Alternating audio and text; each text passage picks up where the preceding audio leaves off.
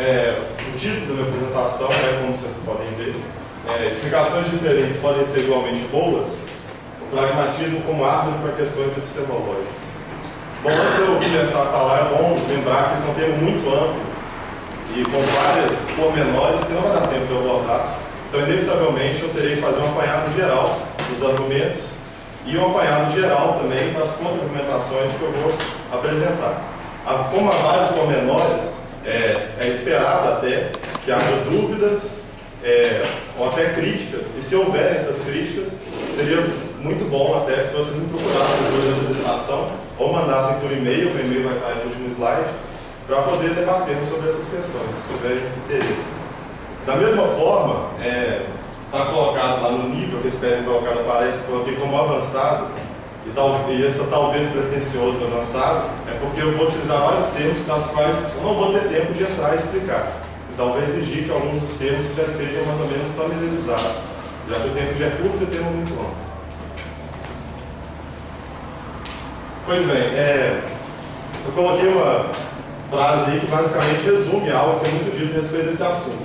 Existem diversas teorias, diversas explicações para os mesmos fenômenos.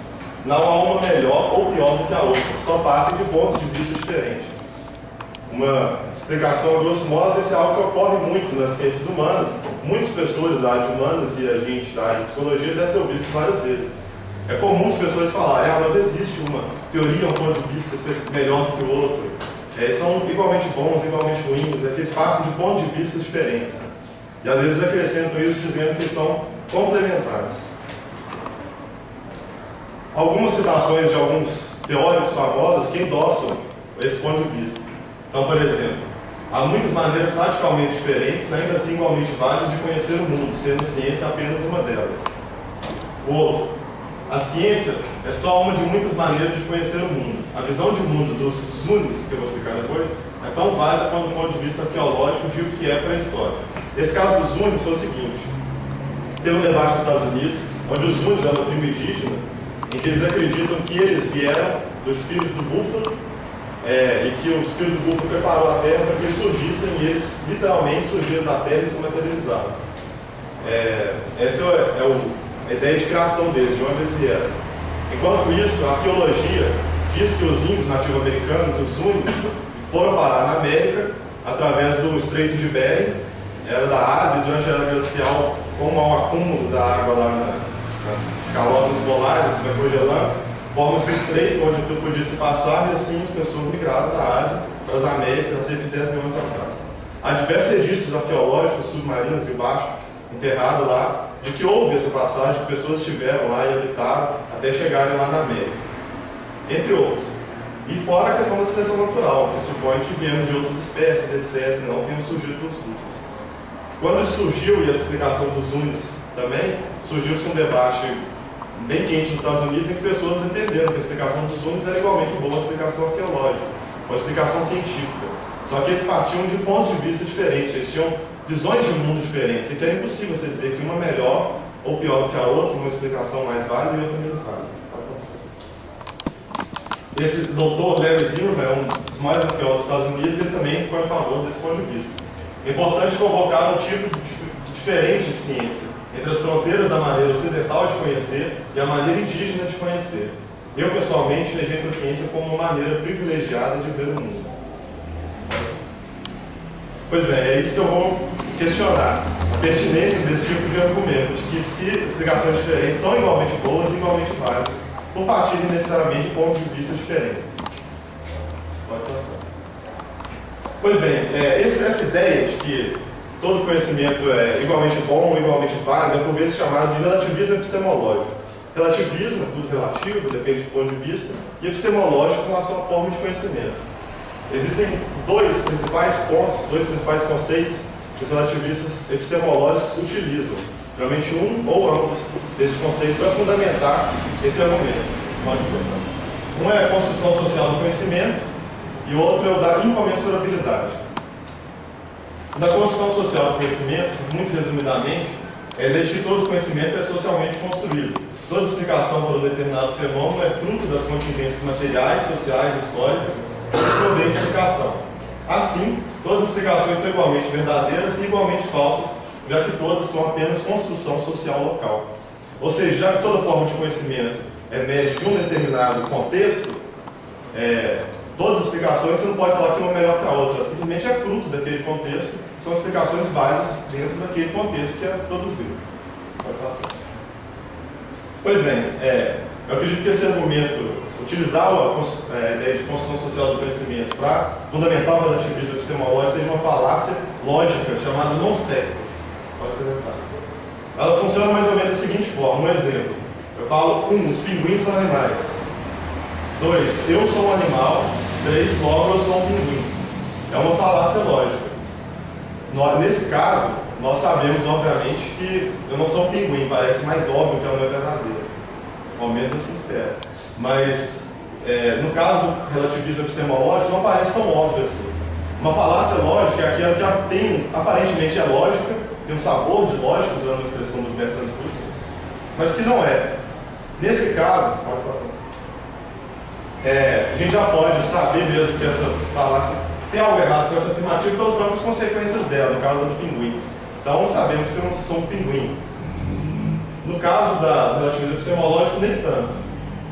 Ou não, porque na verdade, se você parar para prestar atenção nas consequências do relativismo epistemológico, da ideia da construção social, você já percebe que tem algo de errado. Porque se isso for verdade, a gente poderia, como diz o Freud, numa citação dele muito legal, a gente poderia tanto construir pontes de gelatina quanto pontes de concreto. A gente poderia tanto injetar 1 litro de morfina nos nossos pacientes quanto 1 centigrama. Seriam ambos conhecimentos igualmente válidos. O criacionismo seria igualmente válido ao evolucionismo. E a afirmação de que a Terra é redonda seria igualmente válida de que a Terra é chata. Mesmo apesar do que a gente chama de evidências do contrário. No entanto, independente das consequências, há um problema lógico nisso, que você é uma falácia. É uma generalização indevida das premissas. A definição de uma falácia non sequitur é que a sua consequência não deriva das premissas, embora pareça que sim.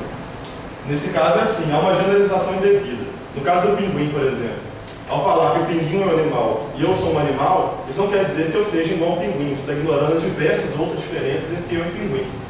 No caso da construção social, da mesma forma. Ao falar que a explicação 1 é uma construção social, foi construída socialmente, a explicação 2 foi construída socialmente, não te permite falar que a explicação 1 é igual à explicação 2. Você estaria generalizando, ignorando as diversas diferenças entre elas. Isso seria uma falácia non sequitur. Então, no caso do pinguim, pinguim é igual ao animal, eu sou igual ao animal, logo eu igual ao pinguim. Falácia. No caso da primeira construção social, a explicação 1 é uma construção social, a explicação 2 é uma construção social, logo a explicação 1 é igual a explicação 2. A falácia é uma generalização e ignora a diferença entre explicações. Pode passar. Há uma variação disso que analistas do comportamento adotam para justificar o relativismo epistemológico que diz respeito ao comportamento verbal. Basicamente, toda explicação é um comportamento verbal. Todo comportamento verbal é produto da história de reforçamento. São emitidas determinadas verbalizações porque estas foram reforçadas, outras não. Assim, toda explicação é igualmente boa, porque são apenas comportamentos verbais, emitidos devido à história de vida do falante. Ou seja, Skinner, no comportamento verbal, demonstra que os comportamentos verbais, incluem explicações e descrições, são frutos de determinadas contingências da história do indivíduo que emite aquele comportamento verbal. E foi reforçado para emitir determinada verbalização. Assim sendo, o relativista que usa isso para defender conclui que, por fato de todas as explicações serem comportamentos verbais, são igualmente boas, igualmente arbitrárias, já que todas são frutos necessariamente das contingências que fizeram o falante produzir aquela verbalização, aquela descrição. Idem ao caso anterior, igualmente é uma falácia non sequitur. Explicação 1 é um comportamento verbal, explicação 2 é um comportamento verbal, logo explicação 1 é igual a explicação 2. O fato de ambas serem comportamentos verbais não permite vocês igualá-las. Porque existem várias diferenças entre elas que estão sendo ignoradas. Da mesma forma que tanto Einstein quanto Carla Pérez serem seres humanos não permite você dizer que Einstein e Carla Pérez são a mesma coisa ou igualmente inteligentes ou etc. Da mesma forma, as próprias consequências dessa afirmação já permitem a gente ficar desconfiado dela. Se isso fosse verdade, a afirmação, por exemplo, Skinner é um ser humano, verbalização, e Skinner é um elfo maligno de uma dimensão paralela, seriam igualmente verdadeiras, igualmente boas.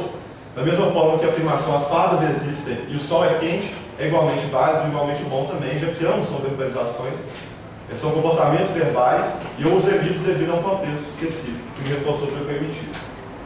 E a marginalização indevida ignora as diferenças. Pode passar. Esse argumento foi refutado, além de ter um problema lógico das consequências. O próprio Skinner se preocupou em refutá-lo. Em seu próprio livro, Comportamento Verbal, no capítulo 18, tem um capítulo que chama-se Comportamento Lógico e Científico. Neste capítulo, ele se preocupa justamente em apontar que não é pelo fato de explicações diferentes, descrições de mundo serem todos comportamentos verbais, não permite igualá-los. Falar que eles são a mesma coisa, são igualmente bons ou igualmente vários. E ele faz essa diferença entre o que ele chama de ser explicações científicas e outras explicações entre fato e ficção. O Skinner, o segundo, ou seja, as outras explicações ou a ficção, eles são reforçados apenas por intraverbais, ou seja, apenas a comunidade verbal reforça aquilo. Então, por exemplo, não há nenhuma consequência daquela descrição, aquela regra não altera minha relação com o mundo, não permita que eu interaja com o mundo de maneiras mais produtivas, não permite compreender, prever e alterar o mundo, atuar sobre aquele objeto dessa maneira. Ou seja, isso é reforçado pela comunidade verbal. Todas as coisas que me fazem mexer aquele comportamento e mantêm eu manter aquela verbalização são intraverbais. No entanto, segundo, há reforçadores naturais. Embora ele possa ser inicialmente emitido devido a reforços verbais, intraverbais, e possa ser fortalecido por elas, existem reforços naturais, que são fruto da própria interação do organismo com aquele objeto de estudo. Então, aquela descrição permite que ele atue de maneira diferente sobre aquele objeto, permite ele compreender, prever e alterar melhor o objeto de estudo, o que é naturalmente reforçador, um reforçamento diferencial. E essa, para Skinner, muito resumidamente, a diferença entre fato e ficção, explicação científica e uma explicação não científica.